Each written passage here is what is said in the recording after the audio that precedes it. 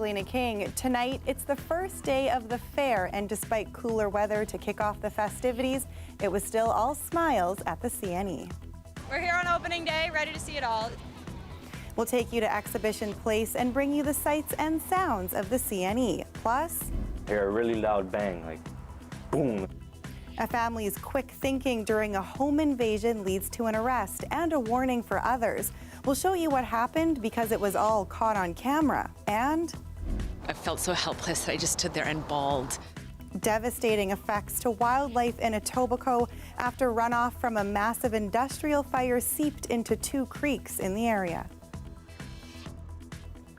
Good evening. We begin at the exhibition grounds tonight, where day 1 of the CNE kicked off with a mix of tradition, new offerings, the thrilling rides, and of course that fair food we all know. And the crowd didn't seem to mind the cooler weather on day 1. We sent our Anam Khan to check it all out.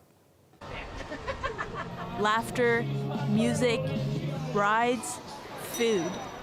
The CNE kicked off this morning. Not the usual hot day on the fairgrounds people are used to, but that didn't stop them from showing up on day 1. Come enjoy the ride, some good food. We're here on opening day, ready to see it all. It's my first time here. Organizers expect this year to have a record attendance, especially for the second year after the pandemic. We were back big time last year, 1.56 million people. Huge amount of spending last year, over $200 million. Economic impact of 142.2 to the province and 112 to the city. So, yeah, it was big last year, and it looks like people are even more interested in being here this year. And there's a reason for that. A new year means new attractions. Like this nearly 50-meter Ferris wheel with air-conditioned cabins. An immersive Pink Floyd exhibit where visitors can get an historical tour through music. And of course, wild food like hamburger-flavored ice cream and 4-pound tacos. Some fries, some veggies, pastor, some mozzarella, some avocado sauce, and sour cream. And it did not disappoint.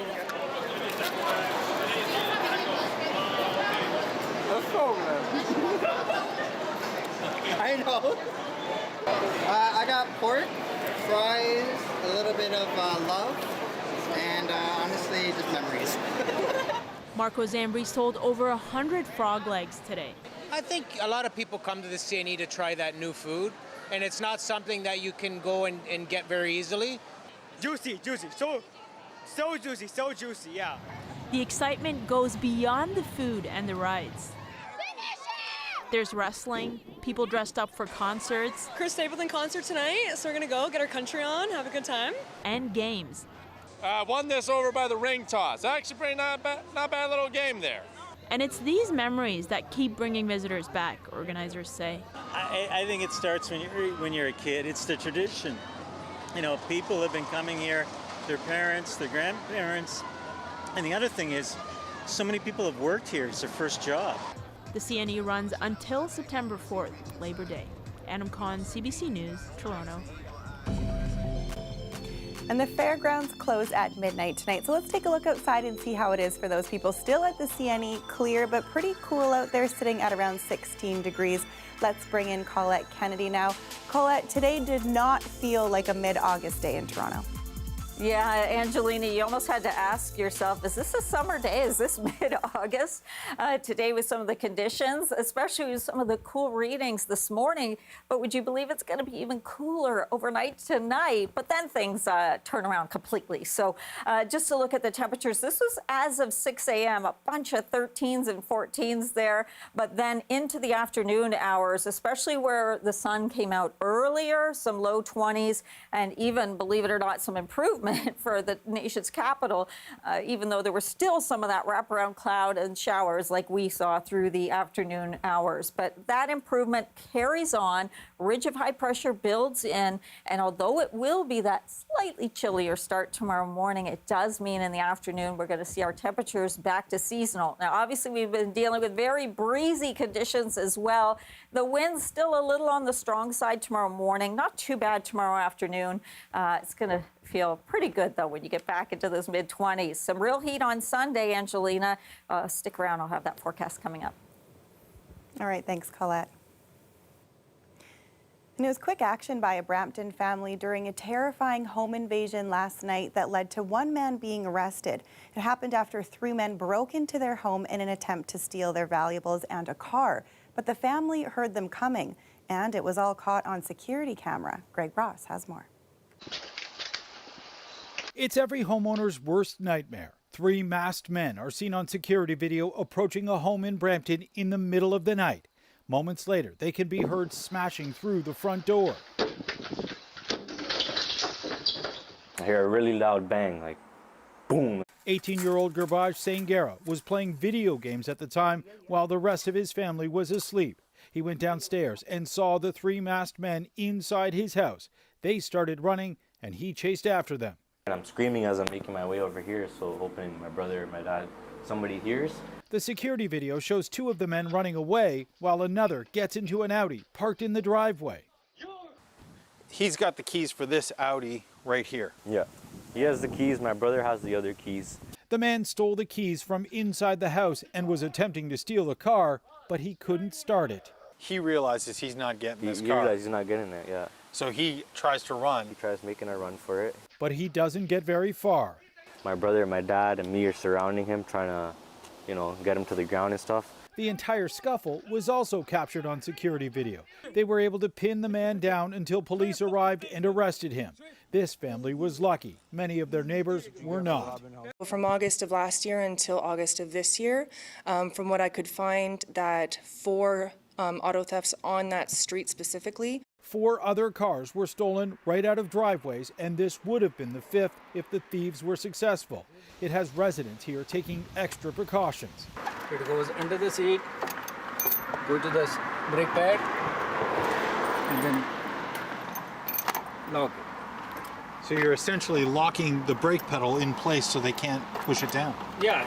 This man also uses a second lock on his steering wheel. This community now I feel is not safe. Residents here say something needs to be done before somebody gets hurt. Are you worried that they might come back? Yeah, most definitely, yeah. Because we caught one of their guys, so most definitely, yeah. Greg Ross, CBC News, Brampton.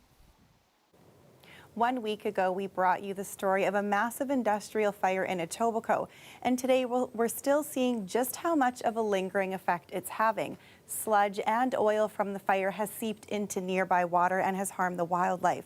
Ducks have died, and it's estimated thousands of fish are also dead. Initially, the runoff flowed into 2 creeks, but the province's Environment Ministry says last night's heavy rain led to a breach of the containment measures. Linda Ward explains. This is what the waters of Mimico Creek look like right now, an oily, murky brown. That thick sludge from earlier this week has been captured with booms and vacuumed up out of the creek. But residents of this area tell me that the true effect of this spill on wildlife in the area is only now becoming clear. This morning, we found 2 moles covered in oil in our backyard. Just behind me, I found the beaver on a morning run, and it was so helpless, like shiny, covered in just like a black sludge and oil that I felt so helpless that I just stood there and bawled. She called the Toronto Wildlife Centre. Now, they've been on site here all week responding to calls for oil-covered animals. They say there have been sightings of beaver and mink. 86 ducks and 2 Cooper's hawks have been brought in needing help. 10 have died, including one of the hawks. We do have a rescue team out there today. We're very concerned because of all the heavy rains last night that some of the contaminants may have breached into some other areas. So they're checking those out. The Ministry of the Environment now confirms last night's rainfall did cause a breach of the spill containment. The Wildlife Centre is worried more animals may have been injured, while others may be drinking water and eating contaminated fish from the creek. There's thousands of dead fish. There's been coyotes seen in the area that are probably feeding on the dead fish, or dead or dying ducks as well. So there's definitely other animals around and being affected. They're asking for the public's help in identifying affected wildlife. People I've been speaking with today who walk through this park and along this creek say they're becoming increasingly concerned about the long-term effects of this spill. Will it ever survive? Will it come back? Will it affect the foliage, the greenery around here? Because it's going to seep into the ground. Even my dog likes to go in the creek, and we've got to keep her out of it. It's the animals, it's how this water is going to affect our drinking water, and what it's going to do for the environment. Booms have been set up in Lake Ontario and boats have been sent out to assess the damage, while booms in this creek are being reinforced where needed. Linda Ward, CBC News, Toronto. We're hearing lots of reaction to the proposals the City of Toronto put forward this week to get its finances back on track. Some residents are expressing frustration over a possible hike in parking fees and a new sales tax, while some experts are raising concerns about the livability of the city. Ali Chiasson reports. The city being in the red got you feeling blue? It's too expensive. Everything seems to be, even to the city. As we came to learn yesterday, we are in a $1.5 billion operating budget hole. And that's not to mention a looming $30 billion in unfunded capital over the next decade. I pay my taxes. It's their job to allocate it properly. I feel like they need to just do a better job of figuring it out because we pay them every year. And they are going to try and claw back more by exploring the option of a municipal sales tax, commercial parking levy, and increasing parking fees. I feel like people will suck it up and still pay just like everything else we do, like taxes and increase in a lot of things. An unaffordable city affects livability, and that's also bad for business. Toronto is now an incredibly expensive jurisdiction in which to live. Even if you look at large multinational firms that do business, many of them have corporate headquarters in Toronto. They're even expressing disdain about moving international executives in to run their Canadian operations because of our taxes, because of the cost of housing here relative to other jurisdictions. How long can the city keep operating in the red like this? Dare I say, we don't want to have a Detroit moment, because Detroit got to a point where it just simply couldn't afford things. It had to cut back essential services, it had to increase taxes, and it had to find incentives to get new infrastructure investments coming in to the city.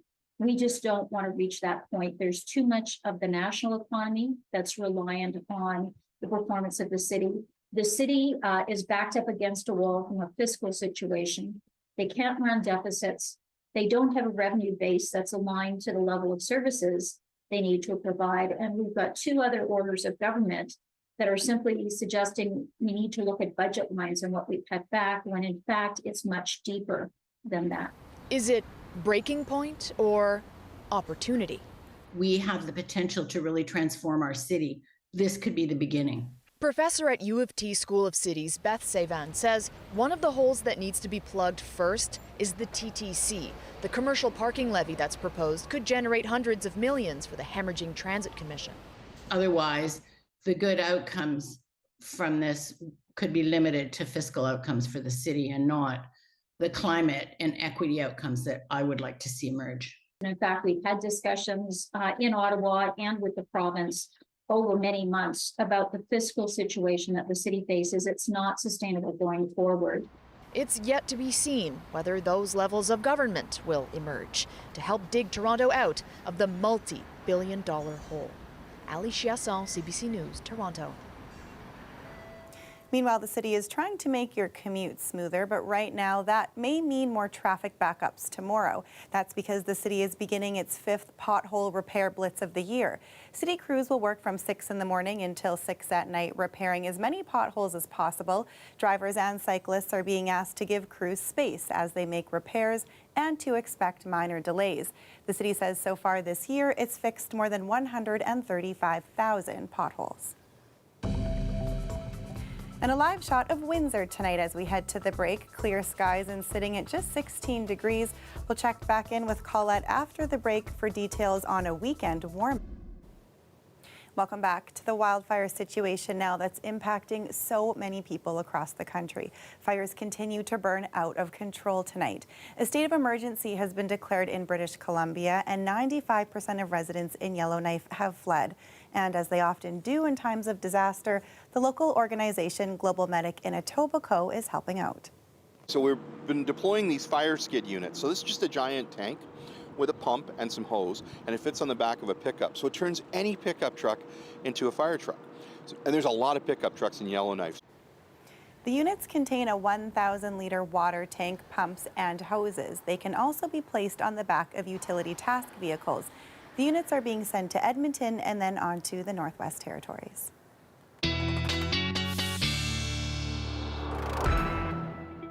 All right, checking back in with Colette now. Colette, today we were digging out our sweaters and our light coats, but tomorrow we can put them back. Please tell me what's going on.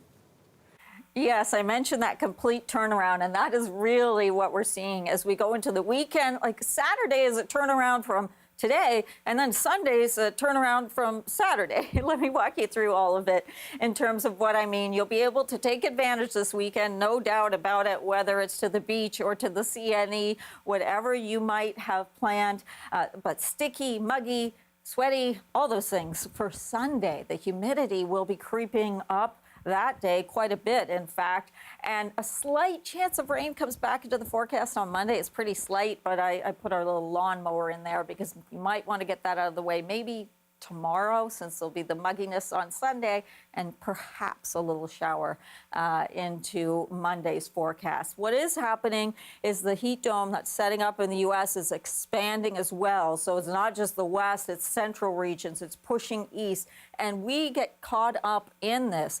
Also, with that circulation, this is going to be pushing Hurricane Hillary up the Baja Peninsula and bringing some heavy rain into Southern California and the desert Southwest. So they're on the watch for that late on the weekend into Monday. We get to see these clearing conditions as we get that high pressure building in. It will make it cooler tonight, but it brings the sun back tomorrow, which is some fair weather cloud. And speaking of some cloud, yes, into Sunday afternoon with the humidity, we'll see a bit more cloud cover in our skies and a slight chance for a thunderstorm, very isolated, bubbling up into cottage country. The winds, they're still with us through tonight, a little bit better tonight, but tomorrow morning on the stronger side, and then they really improve into tomorrow afternoon. A look at some of the numbers. Can you believe London? Yeah, a chance. There could be a few other single digits with our overnight lows. So tomorrow it's a cooler start, but in the afternoon we get that reward. 25, Sunday, some increase in cloudiness, 29 or 30, feeling like at least the mid, if not the upper 30s on that day. So that's the day to really kind of take it easy, Angelina. Make sure you get lots of water and take breaks and get into the shade and make sure your pets are looked after as well. Good advice. Thanks, Colette. Welcome back. Lastly for us tonight, a heartwarming story out of Scarborough to share with you about a pickup baseball game in the community that's been running for roughly 50 years. It's been passed down through generations of several local families, and last night at Dorset Park, the league held its alumni game, bringing together old-timers and some new faces. Our Dale Manukduk was there. I'm Dan Ray Jr. I'm one of the players here. This league was sort of co-founded by my father back in around 1978. So a lot of these guys are pretty old. Their memories get fuzzy. We're not entirely sure when they started things up. They think around then, although they dispute. Some people say like 1973, 1968. The closest we can come up with, conservatively, is 1978. Remember we threw him off the boat? You can't talk about Dorset hardball without talking about Nick Pistatelli and Bruce Winfield. Bruce is up at his cottage. He couldn't make it down today, and Nick passed away a few years ago. But these guys kept it going. Nick's 22. That was his number, and after he passed away, Bruce had these shirts made up. Bruce would take care of all this. If you notice, everybody's got different shirts. We'd get a different one every year, right? So Bruce would take care of getting all that stuff. But yeah, Dorset hardball is Bruce Winfield, Nick Pizzutelli, Brad Frizzell, Pete Downer. It's all these guys behind me. Yeah! So I remember being 4 years old, standing behind this very backstop, and watching my dad around my age throw pitches here. And so to be able to do the same thing with my son, not many people get that chance, and that's not lost on me, and that's pretty special to me. They would let me play maybe when I was like 12, 13, maybe 14. When I became a teenager, I had a couple of my buddies coming out as well, and we were playing here with the old guys. So it was my dad and my uncle who kind of started with their buddies when they were back in high school. It was sort of cyclical where any number of the guys, they had small kids. And sure enough, that kid was playing soccer or baseball, and that was Thursday nights. And so we'd lose that adult, that player, for the season. Okay, but sooner or later they always came back. I went through a little bit of it myself, where Matt was playing or my daughters were playing. I missed a few games, but I was more fortunate than most. But guys would just kind of move away and then come back. Now I do all the permits, I handle all the equipment, all the new balls, I keep everybody organized. COVID really destroyed us. Like, it was really hard through COVID. Like, we weren't getting good numbers. So Dan Jr. started doing some recruiting on like some of the apps. Nobody's really sure exactly what that means, but he's like recruiting on these apps. I got onto some social media apps, signed up for some subscriptions on some of these sports gathering apps, and found people from around the area and brought in, around 10 guys. A lot of them had never played. A lot of them were new Canadians. A lot of them were cricket players, but they were interested. They were athletic. They were having a good time, and it kept things going. And it was a lot of fun. Call it, call it. Some of the new faces we're seeing here, there's like a whole bunch of guys who are here from Japan who are learning how to speak English, and they started playing with us, and they've been with us all summer now, and they're like some of the best guys out there. Oh, Fukano, Miyabi. Miyabi Fukano. It's difficult. But they call you Miami. Yes. They say you're the best one here. Oh, yeah, but I don't think so. Yeah. Yes, Miami is number one. Mitsuteru Uchida. How everyone, I like to hit and get a home run. Yeah, or. How old were you when you learned how to play baseball? No, I'm never. Yeah, I start here. Home run! Oh!